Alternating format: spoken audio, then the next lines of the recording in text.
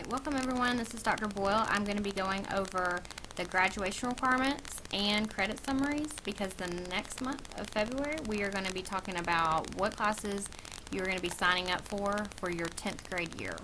So the first thing I'm going to do is go over the state graduation requirements so you can make sure that you know what you have to take every single year that you are in high school. So the first area is English. Everybody right now is in 9th grade lit. But to graduate you need 9th grade lit and American lit and then 2 other literature courses. So those other 2 literature courses have to be something that end with literature. So like 10th grade lit or British lit or multicultural lit. So next year you guys are primarily going into 10th grade lit or PIB American lit.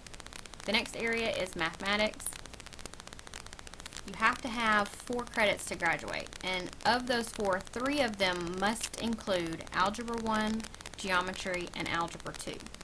So right now, if you're in Foundations of Algebra, that will count as your 4th math class, but you need to make sure that you get to Algebra so that you can get to Geometry and Algebra 2. Once you finish Algebra 2, if you're already in Algebra, you can take Pre-Calculus or College Readiness Math or an AP course. But one thing I definitely want to point out is that support classes are not math credits. They are only there to assist you passing the content class. So make sure, this is the big one, because if you fail algebra right now, you will be back in algebra. You do not move on. So very important that you are passing your math class. In science, you have to have 4 credits to graduate. They must include biology and physical science or physics. And then your 3rd year, you'll either take environmental science, chemistry, or earth systems. Your 4th science, you get to choose from a lot of different options, and you'll hear a lot more about that your junior year. Okay? And then in social studies, you need 4 credits as well. You'll be taking American government, world history, U.S. history, and economics. Now, if you transfer to another county, they may have American government and economics together in the senior year because the state of Georgia only requires half credits. But in Douglas County, we teach American government for a full year and we teach economics for a full year. So the majority of you next year will be taking world history. Okay?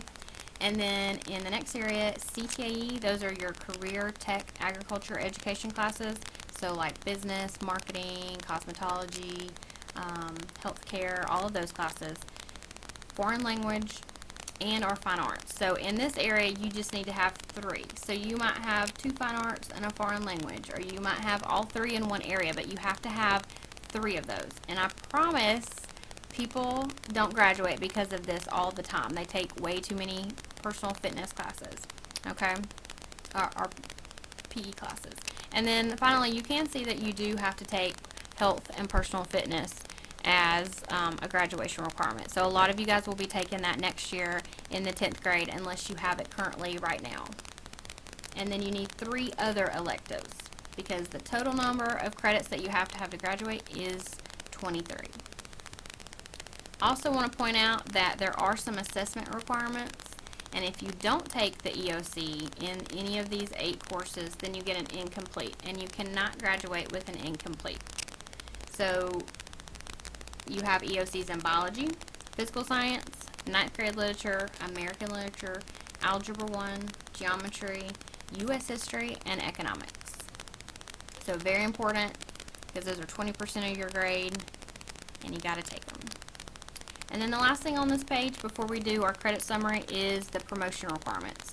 Every year we have around 60 students that stay in the 9th grade. And so what that means is they don't earn enough credits. So to become a 10th grader, you have to have 5 credits. So right now you guys have 8 classes, and you need to earn 10th grade status, you need 5 credits. So you have to pass 5 of your classes. Now, keep in mind, if you don't pass the right classes up here, you don't graduate. So somebody who has, for example, 3 PE classes or 4 electives and you pass all those and maybe you pass American government, it doesn't matter because you're still not completing the requirements to graduate. So you might be a 10th grader, but you're still very behind. So it's very important to pass all of your classes.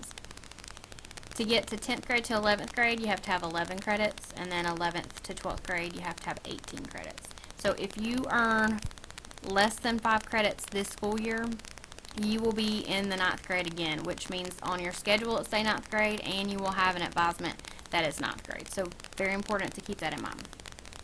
Okay, the next thing that we're going to be doing is our credit summary. So you either have a yellow or pink credit summary sheet. The pink one is for IB, and then the yellow one is for non-IB. So I'm going to be doing an example of a student that is not in IB.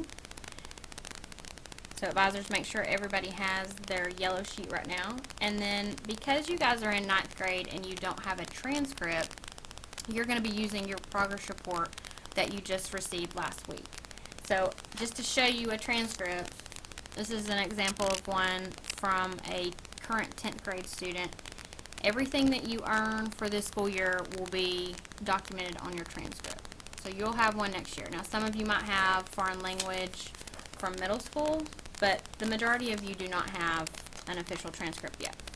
So this is an example of a progress report from a 9th grader, and this is what they received for 18 weeks. So we are going to pretend that these grades earned right here are final grades, because remember, you don't have a transcript, so we can't do anything with final grades because your grades aren't final until May.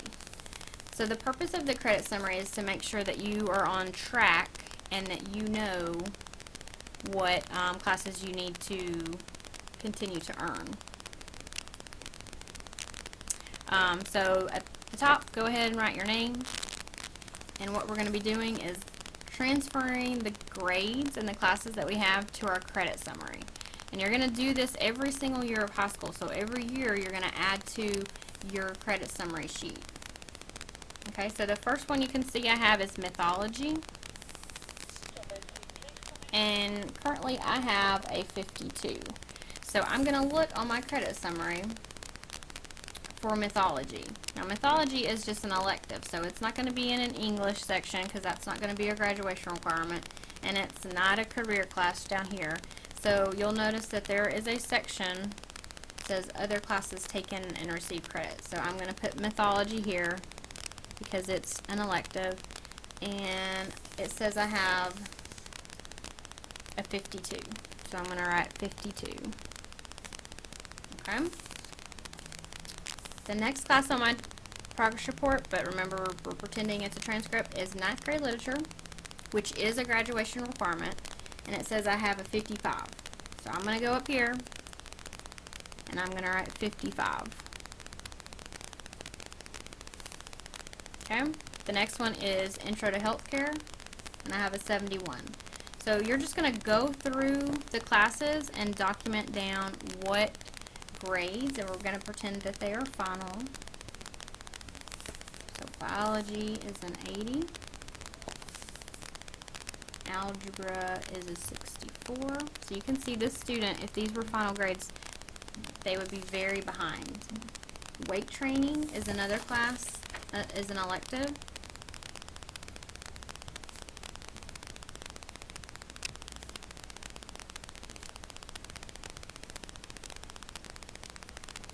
American Government, you guys are doing this with me hopefully. I have a 65. And then in chorus, remember is a fine arts, so it's going to be here at the top. I have a 98. Okay, so once you get done with yours, I want you to look at it as far as what classes, if these were my final grades, what classes would I have to retake? And this particular student would have to retake 9th grade lit, algebra, and American Government. Okay, so at the bottom there is a section that says credits that need to be retaken. So I have 3 classes, and I'm abbreviating, that I have to retake next year. So when we talk about the importance of passing your classes in high school, we really mean it, because if you fail them, any of these classes at the top, if you fail them, you have to take them again so that you can graduate. So again, very, very important that you're passing your classes, because this is not middle school and you'll have to do that. So the purpose of this, Again, it's to show you that there are graduation requirements and to make sure that you're on track. So in the next advisement section, we're going to be talking about the actual classes that you're going to be taking and what electives that you get to choose from. Okay? Thank you guys.